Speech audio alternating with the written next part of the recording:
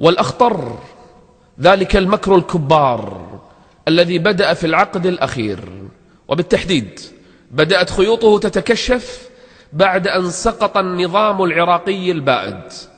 بدأت خيوط مؤامرة كبرى على أمة محمد صلى الله عليه وآله وسلم. انتبه، فإن المؤامرة كانت أخطر مؤامرة على مر التاريخ.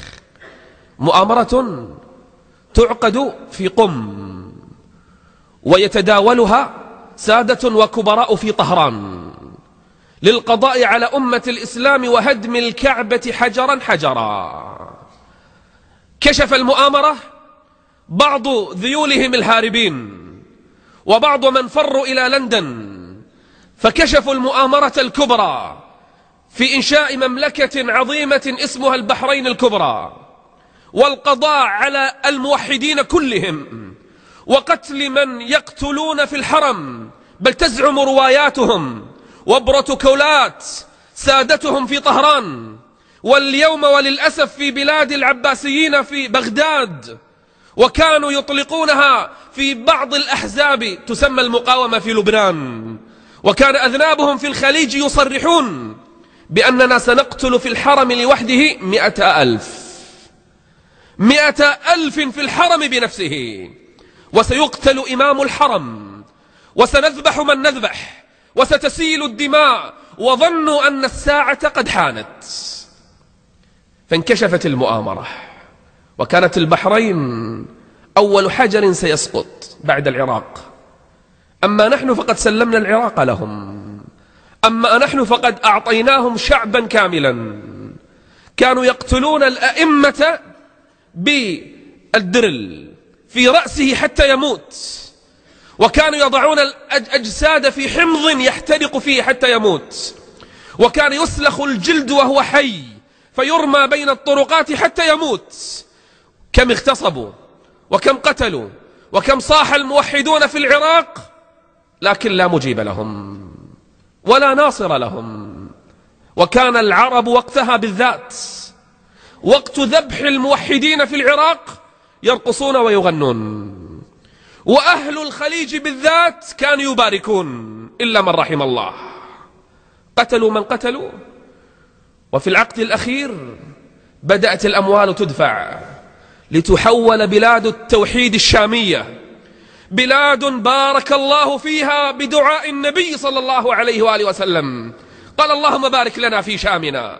بلاد الشام التي بسطت الملائكة أجنحتها عليها، بلاد البركة، بلاد العز، بلاد الخلافة، بلاد ابن تيمية، بلاد الأوزاعي، بلاد عمر بن عبد العزيز، بلاد المسلمين الموحدين. بدأت تدفع الأموال وتعقد المؤامرات ليحول التوحيد فيها إلى الشرك. فها هي القبور تعبد، وها هي المزارات تبنى، وها هي القوافل في ال10 سنين الماضية تغادر طائرة بعد أخرى من الكويت ومن البحرين ومن الشرقية ومن بعض البلاد طائرات كاملة، كلها لعقد مزارات ودفع النذور وتحويل بلاد التوحيد إلى بلاد شرك وكفر بالله جل وعلا. أرادوها كذلك، وبدعم من النظام البعثي النصيري الذي كما قال ابن تيمية ليس في الأمة شر عليها من النصيريين، شر أمة على وجه الأرض على المسلمين، لا يحلون حلالا ولا يحرمون حراما، والمسلمون كانوا في سباتهم نائمين لا يعلمون ما الذي يراد من تلك البلاد، من إيران والعراق وسوريا وما يزعمونه بأنه مقاومة. ضحك على الذقون في لبنان والمنطقة الشرقية، وما الذي يجري في البحرين، وما هي العصابات التي خرجت في اليمن، وما الذي يدار لهذه الأمة. الأمة كانت غافلة حتى هب أسود التوحيد مرة أخرى في الشام، وبدأ أهل الشام مرة أخرى يعيدون صفحة العز لهذه الأمة، وبدأوا يوقظون الأمة من سباتها. ألا أيتها الأمة استيقظي، فإن أسود الشام قد هبت مرة أخرى تزأر، وها هم أبطالها مرة أخرى يقوضون أكبر وأخطر مشروع على أمة الإسلام، مشروع الصفوية الكبرى لقتل كل الموحدين، ليس قتلهم، ما ترونه اليوم في الشام من نحر للأطفال ومن اغتصاب لصغيرات ومن تعذيب لكبار وصغار، هذا فقط قليل مما يريدون فعله في أمة التوحيد والإسلام. والله أيها المسلمون، إن في قلوبهم لحقد وحنق على الإسلام والتوحيد لو وزع على أهل الأرض لكفاهم. إنما فعله الصهاينة من قتل المسلمين في فلسطين وتشريد لأهلها لا يأتي عشر معشار ما سيفعله الصفويون في أهل التوحيد. وما ترونه اليوم في بلاد الشام قليل من كثير، فالعداء بينهم وبين أهل التوحيد خصوصا في الجزيرة متأصل منذ قرون عديدة. تعرف من متى؟ من عهد عمر بن الخطاب رضي الله عنه. والعداء في قلوبهم والحقد في نفوسهم.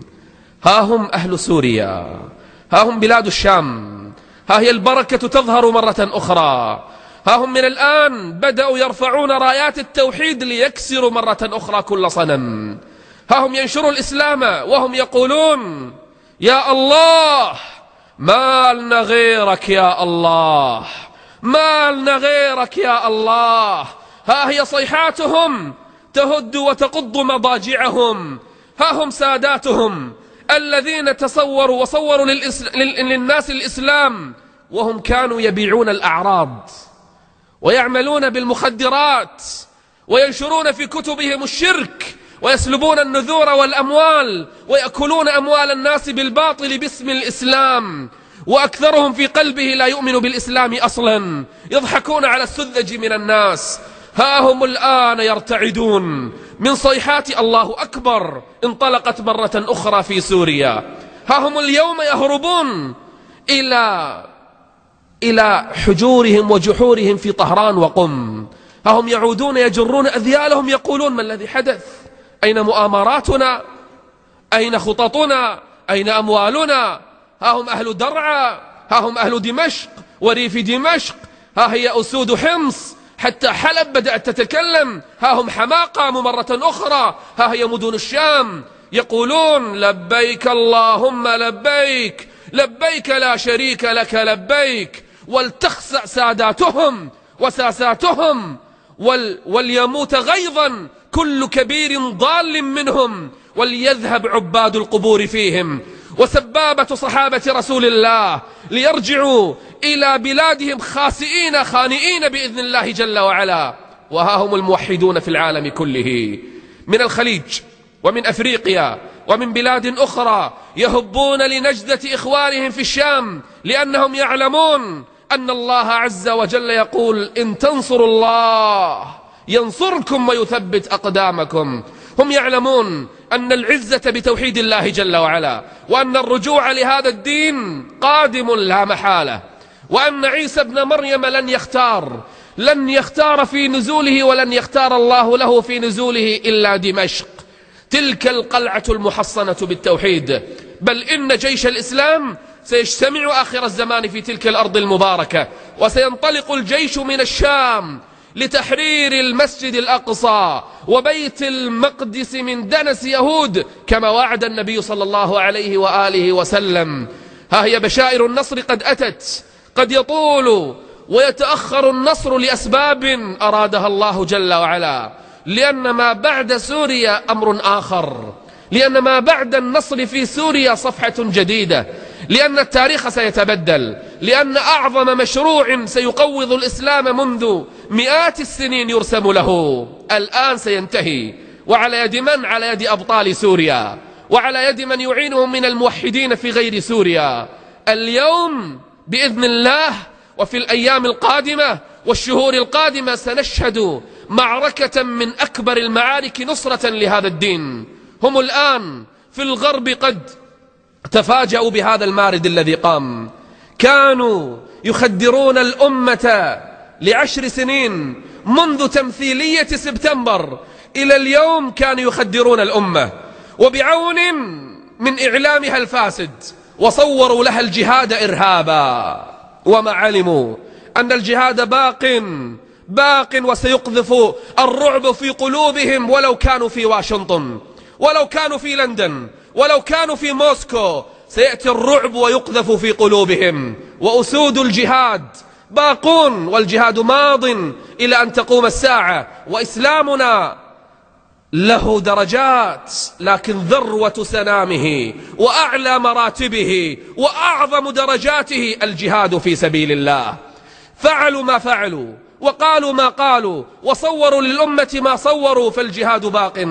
إن النساء اليوم، النساء في أمة محمد يطالبن العلماء بالجهاد في سبيل الله. الله أكبر، أي أمة هذه! حتى الصغار الذين لم يبلغوا الحلم بعضهم يتمنى لو قاتل في سبيل الله، ولو رفع السلاح من أجل الله جل وعلا. نعم، سنذكر في الخطبة الثانية أسباب تأخر النصر، لكننا مقبلون على مرحلة جديدة، مرحلة بدأت بثورات في هذه الأمة قضت على بعض الأنظمة الطاغية. لكن ما يحصل في سوريا سنبدأ بعده صفحة جديدة، تلتحم الأمة بجسد واحد، ويعود الجهاد مرة أخرى، وترتفع الراية لله، فقط لله جل وعلا.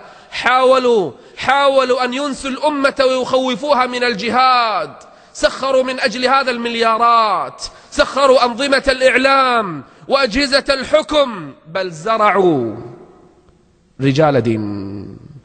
رجال دين زرعوهم عند أنظمة الطواغيت، يصورون للناس الحلال حراما والحرام حلالا، يحلون لهم ما حرم الله ويحرمون عليهم ما أحل الله. صوروا لهم الجهاد إرهابا، والطواغيت صوروهم لهم خلفاء راشدين، وجعلوا الأمر بالمعروف والنهي عن المنكر جريمة عظمى، وجعلوا كل من يريد تطبيق الشريعة خارجا عن الإسلام. كل هذا باسم الدين، لكن الرؤوس انكشفت والأقنعة سقطت، والأمة اليوم صغيرها وكبيرها اكتشف المؤامرة واستيقظ من نومه وانتبه من غفلته. الأمة عائدة، وإني لمتفائل ومستبشر بما يجري فيها الآن. نعم، دماء تسيل ورؤوس قطعت ونحرت، لكن لا تحسبوه شرا لكم، بل هو خير لكم. يريد الله أن يتخذ من الأمة شهداء وأن يربيها لمرحلة قادمة بإذن الله نشهدها عاجلا غير آجل. أقول هذا القول وأستغفر الله لي ولكم من كل ذنب فاستغفروه إنه هو الغفور الرحيم.